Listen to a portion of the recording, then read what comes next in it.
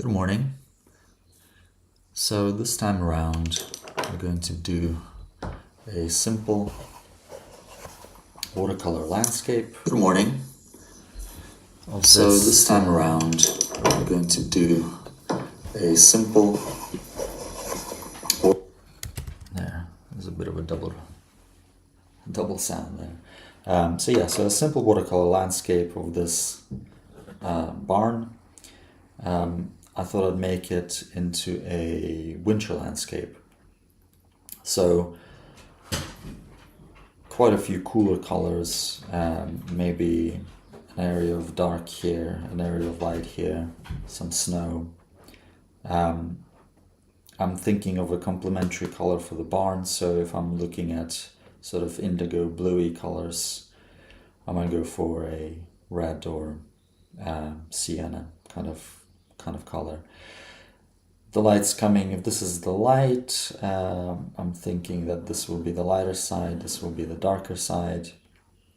So as this is the challenge with watercolors is that because it's a subtractive medium, it's important to plan all of these little things in advance.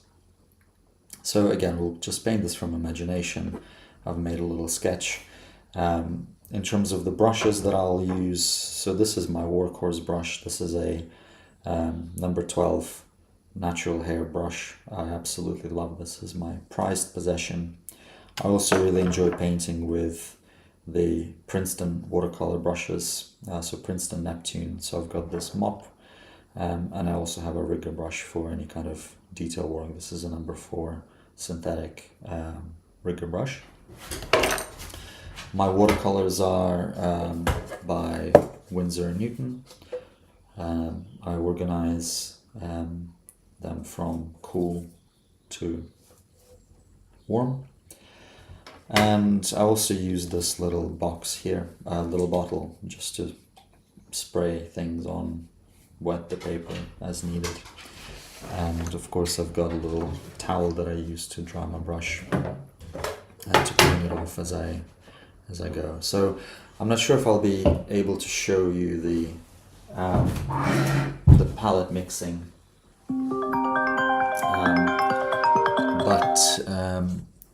yeah, hopefully you will see it. You will see it here as well. So what I'll do first is just activate the colors on my palette.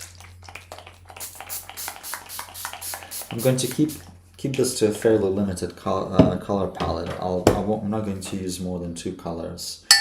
I've got my indigo, I've got ultramarine blue, cerulean blue, some purple, some green, etc. So what I'm thinking is I might just use indigo and burnt sienna for this painting. I have already sort of a fairly dirty palette. I'm going to use that as my neutral color as I lay down the first wash. I'll cool it down a little bit with some cerulean blue. It looks a little bit too warm, so we'll cool it down. Okay. Now with this kind of wet and dirty brush, I'll start thinking about the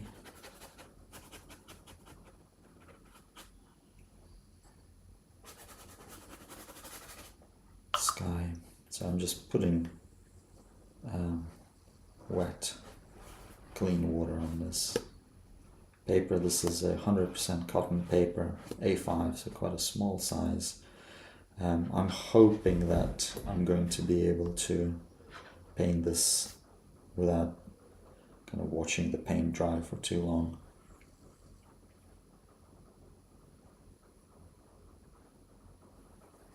Just getting rid of the extra bits. Okay, so let's start. I wonder, what I might also do is just paint upside down, because I want the color to kind of flow down.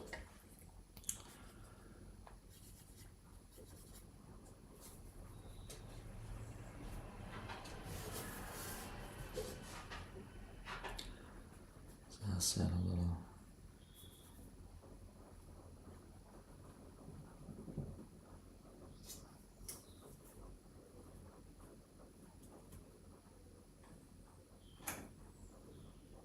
So wet into wet wash.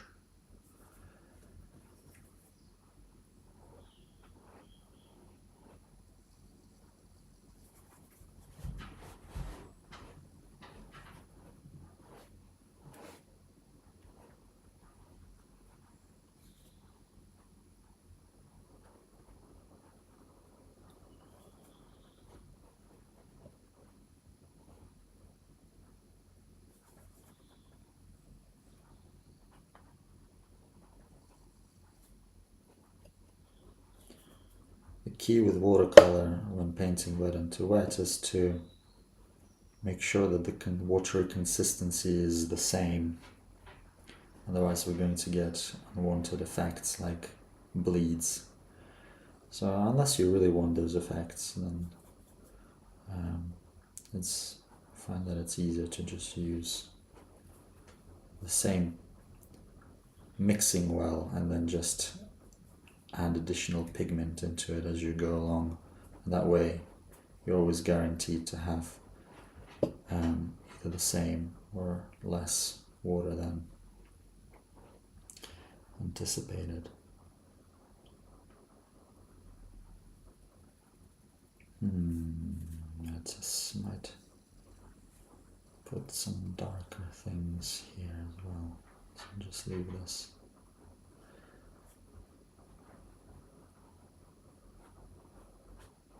That's it.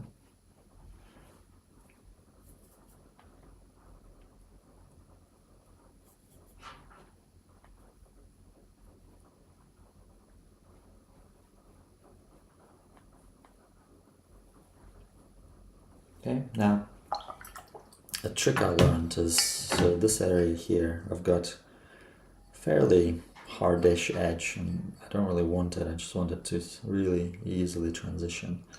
And I think, so what I do is I take a clean brush, I squeeze off any excess water from it, and then turn it into kind of a shovel shape, and then I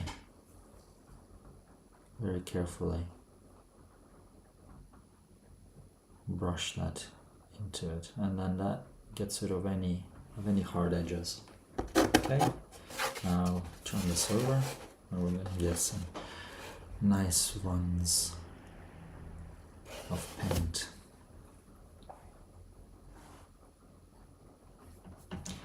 And this is it. I think I'm going to let it dry for now.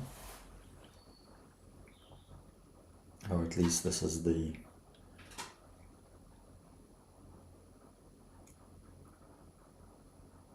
it for the sky.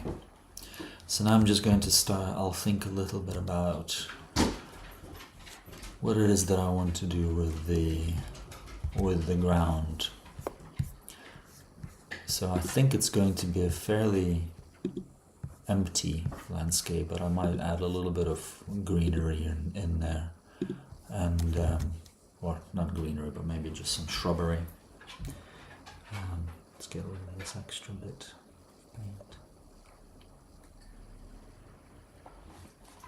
Okay, so let's see. So we'll start cooler from the back. And we'll get darker as we approach the foreground. That's it.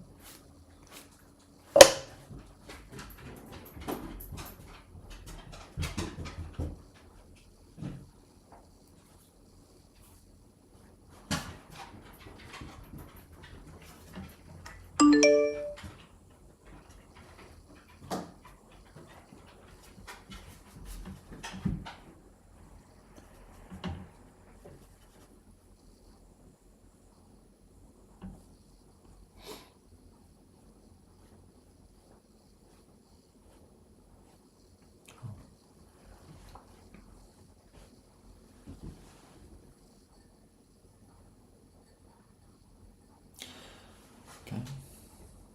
Again, I'll squeeze off the extra water.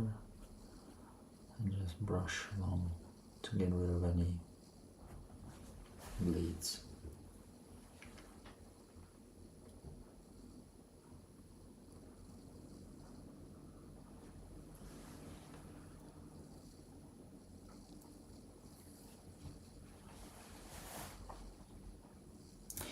And that's probably it for the first wash.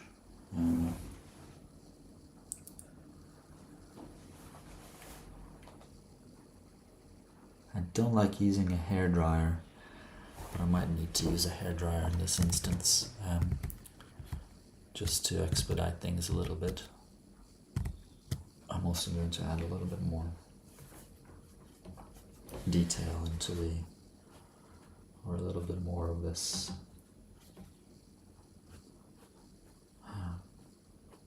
detail into the ground.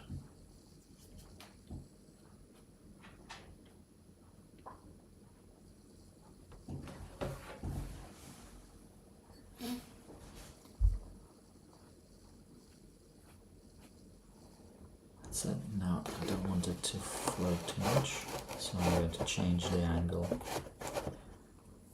so that it stays a little bit more flat.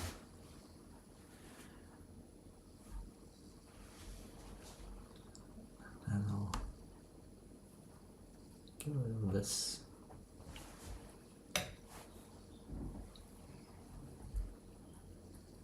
Okay, it's reasonable. Do a little blend here. That's it. Now, as this dries a little bit, I'm going to start thinking the horizon. So the horizon line at the minute is lost. And the horizon line is very important just to establish a sense of space. So what I might do is add just some tree shapes, distant tree shapes in the background running along the horizon line. So it'll serve two purposes. One, it'll establish the horizon, and two, it will add a little bit of interest to the painting itself.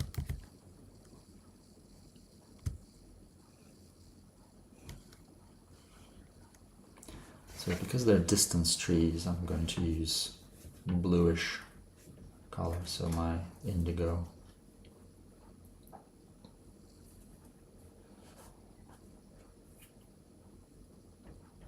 Now they're going to be fairly abstract. Start here. Just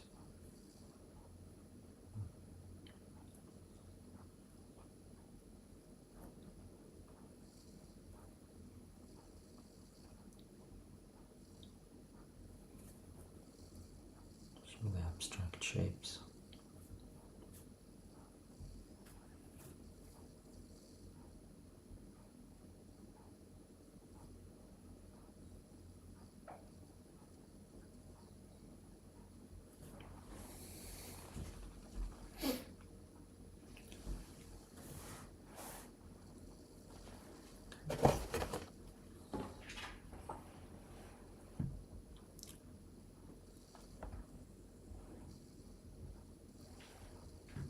Hopefully you can see that a little bit better.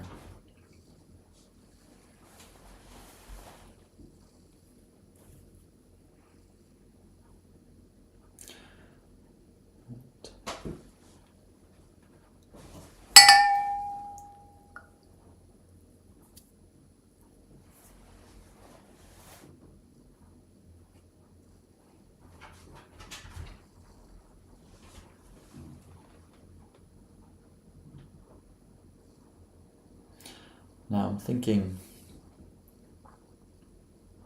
the eye should go that way. That's the subject after all. So I'm thinking about adding a little, I don't know, maybe a kind of a fence or something to sort of lead the eye towards the barn.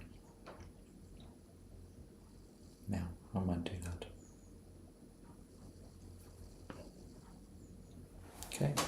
Now, let's have a think about the color of the barn itself. So, I'd like it to be quite oldish, so maybe I'll use But at the same time, it should have a complementary color to my blues. So maybe I'll use a kind of a light sienna color on this rather than red. Well, let's try red. Let's try a little bit of this crimson mixed in with burnt sienna and see what happens. Just a bit of an exercise. Let's see what happens. Don't want my brush to be too wet, so I'm just going to get rid of extra water in there and pick up some paint.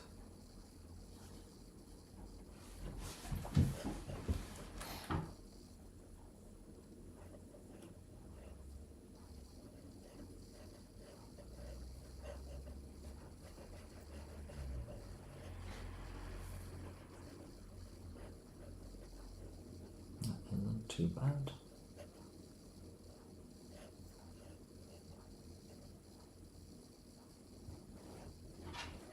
So then this side here is going to be a little bit darker.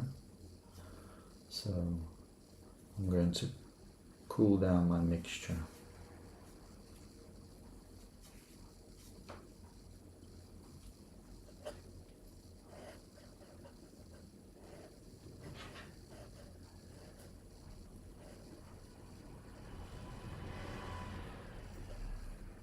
It's going to be a little bit darker under the roof.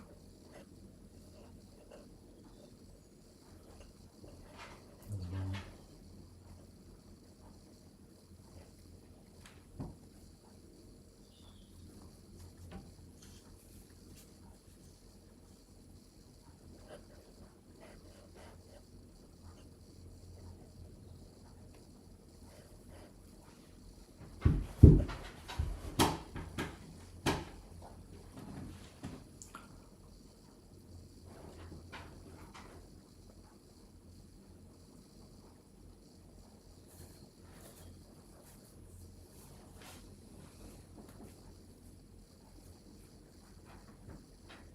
Okay, I'm just checking the reflection on paper, which will tell me if the paper is dry enough. So the foreground is relatively, the sky is relatively dry, the foreground is relatively dry, but not dry enough. So I think I want it to sit for a little bit longer, otherwise I'm running the risk of introducing unwanted effects.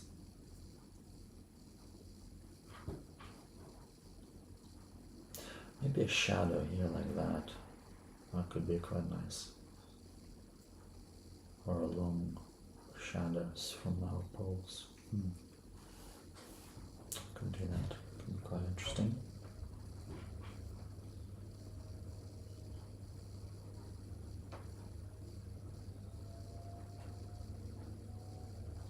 Yes, okay, let's try that. So first of all, let's add a couple of poles to lead the eye towards our house.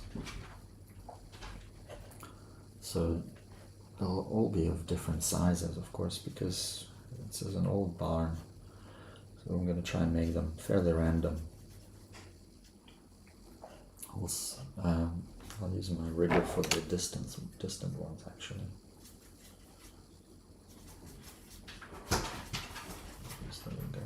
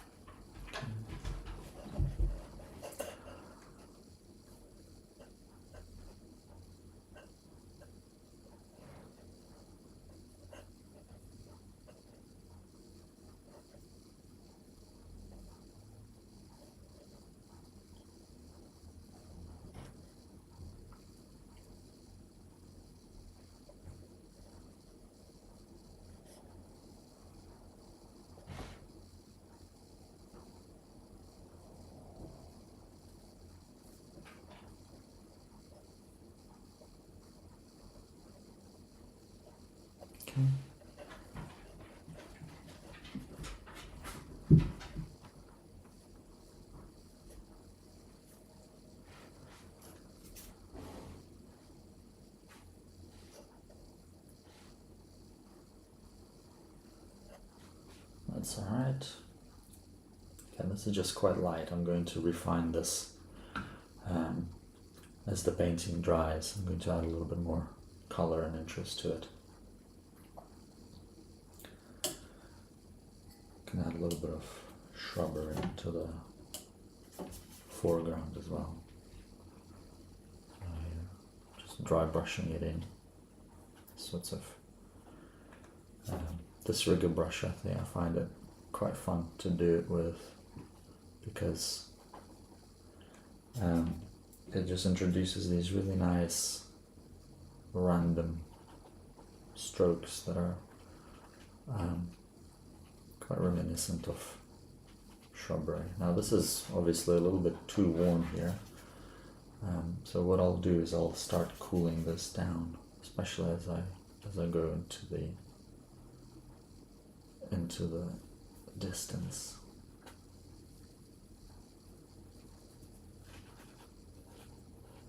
There we go, and then we'll cool down the underneath our shrubbery.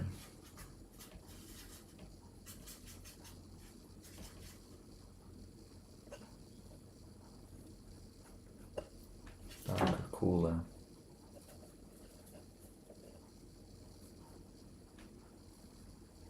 Again, I'm not particularly. I'm trying to relax my my hand as I make these marks, because that's how we get these natural strokes that don't look too planned. And what I'm focusing on is just the directionality of this stroke. So I'm establishing a line of sight going that way, and then I'm establishing a sense of ground going across the painting.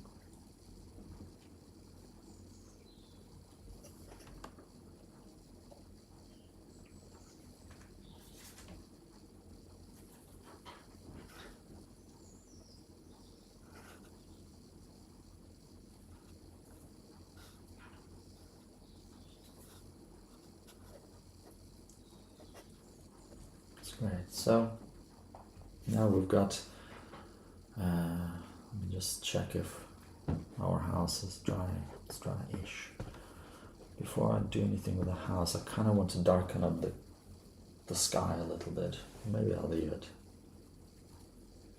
Maybe I'll leave it. I don't want to overdo it too much.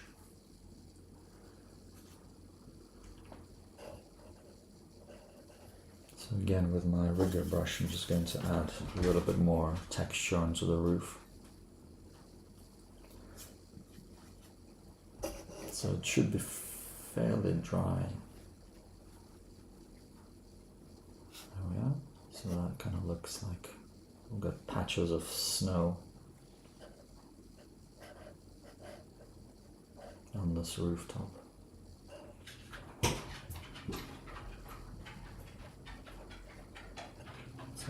I'll darken it up a little bit in some cases.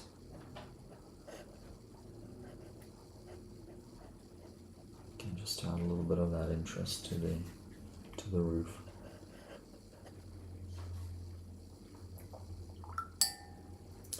And now I think I'd like to darken this side because it's in shadow. So I'm just going to use a little bit of indigo again.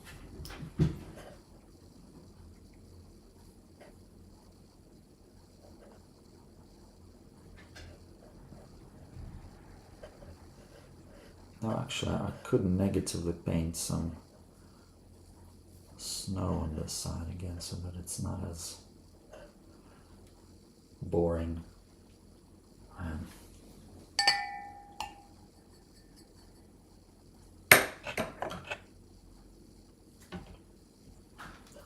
a little bit of shrubbery there. And add darken up under the roof of the barn.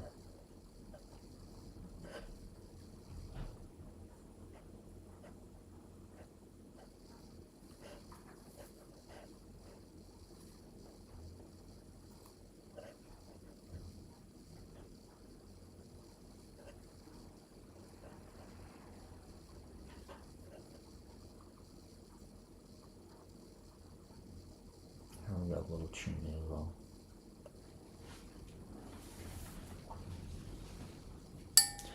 Now I don't like this color here, it's a little bit too pink, so I'm going to again just use a very light value over it to give it some interest too. Not uniform, but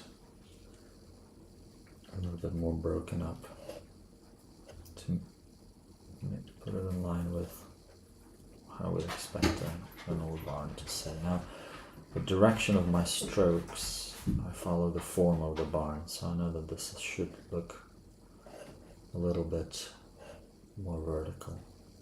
So I'm painting downwards, and that gives me a nice sense of shape and space in here as well.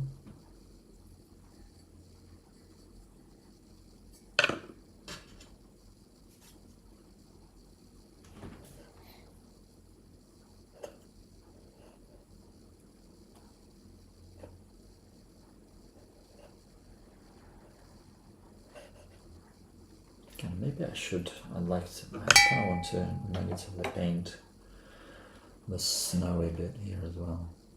Let's do that.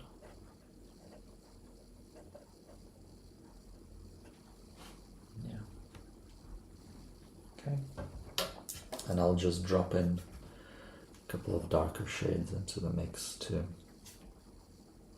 Again, this is indigo, so I really like indigo as a color. So these could be our boards that cracks in the old barn, that kind of thing. Again, just to give a little bit of interest to the painting.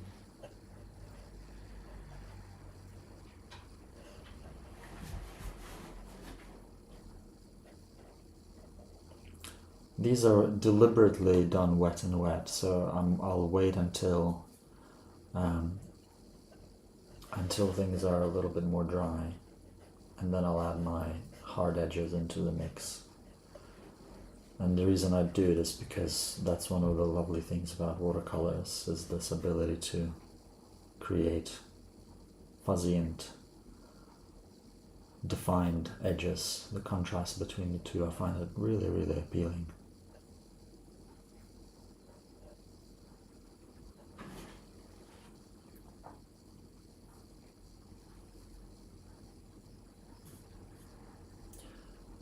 So now the light is clearly coming from here. It's illuminating that way, which means we will have cast shadows coming from our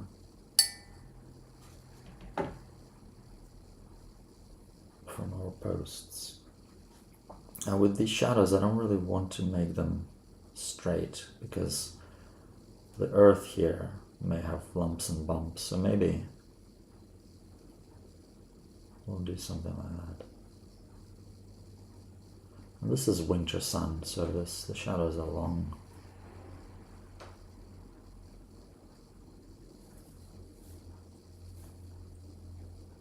So I also want to make these panels a little bit more well defined.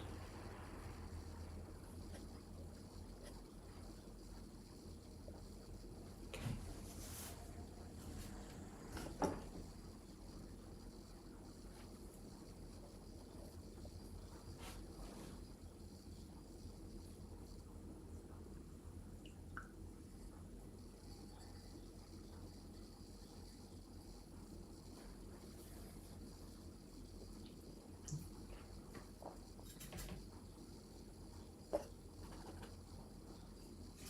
A little bit more shrubbery in the foreground.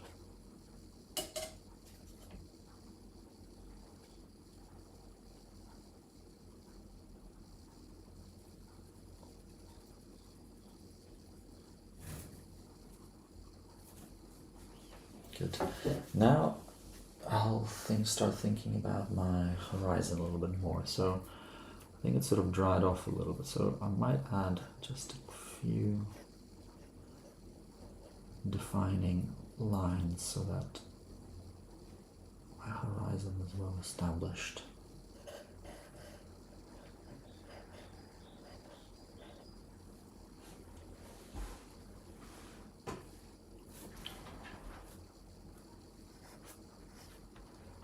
Okay.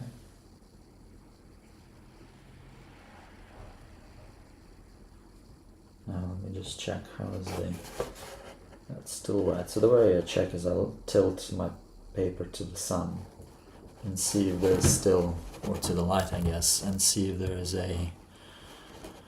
any sense of any moisture left on the paper.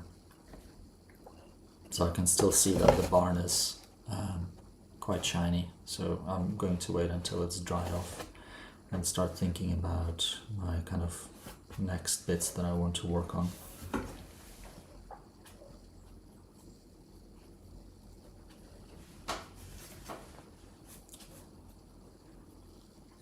Just some noise texture in the foreground. Shrubbery here. Nice.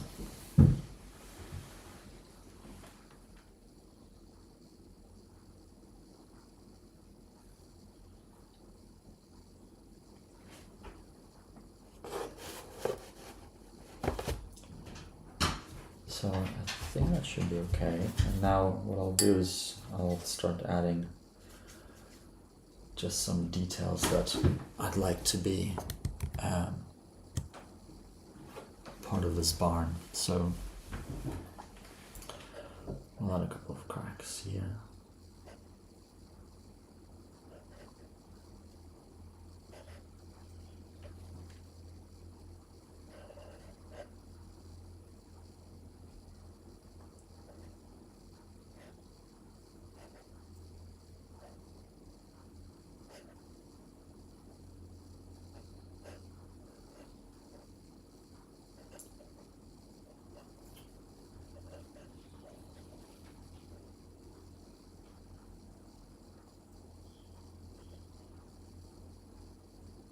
Windows, beams.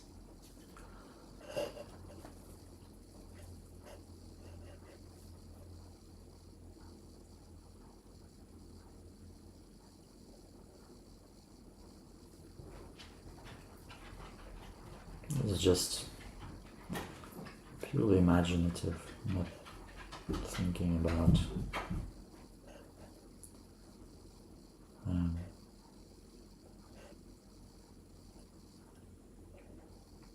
any specific design decisions.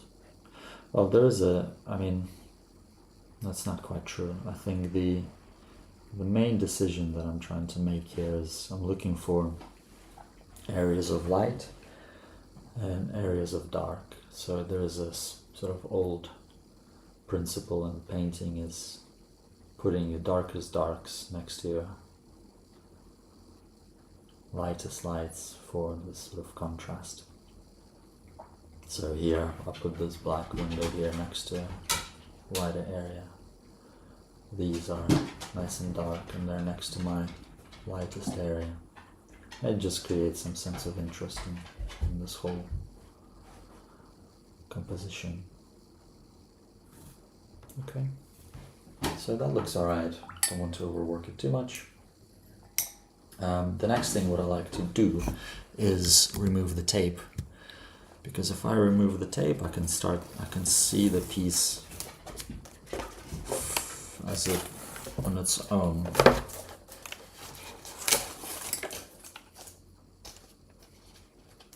And that means I can think of any details that I might want to carefully add into the mix. So does it need anything else? Take a little closer look. Sorry about that. So let's see. I think it looks okay. it looks alright as a nice study. So I think this is it for our quick watercolor demonstration. So we've got a winter landscape. We've thought about the light bits, the dark bits. Oh, actually, there is one thing I wanted to do, which might be quite late now. Well, maybe it's okay, it's fine. I think the only thing is I wanted this area to be a little darker, so maybe a kind of a shadow of an invisible object or something like that, because this is a little bit too uniform. But essentially we've got a light source here, got a nice little barn there, a horizon with some tree-like shapes in the background. We're leading the viewer's eye in towards the barn with our fence, this rugged fence. We've got some interest in the foreground here. Again, we've got lines going horizontally to establish a sense of ground. We've negatively painted a couple of lumps and bumps in the shed or in the barn. And I think that's about it. So thanks very much for joining, and